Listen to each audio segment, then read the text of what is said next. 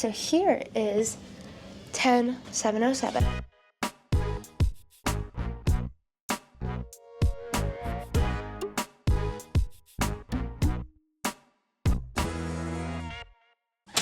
We got our full-length mirror. Hi! We've got this little desk area, which has a mirror. It does have a bunch of like USB outlets. Ooh, we got a hairdryer. Oh, our breakfast menu. Fun. In case we wanted that. Our little mini fridge. Bunch of other drawers.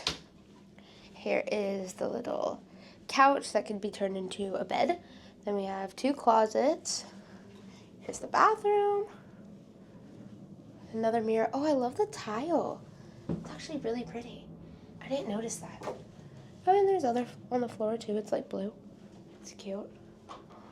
Then we have our closet number 1 and closet number 2. Fun. This one has the safe in it. That's cool. Oh, and I love all the cute little pictures. Those are cute. Then here's the bed and the TV. And then the best part is the balcony. This one faces the boardwalk. Oh, so you can almost see the aqua show from here. There's the ultimate abyss, other rooms, the carousel, Giovanni's.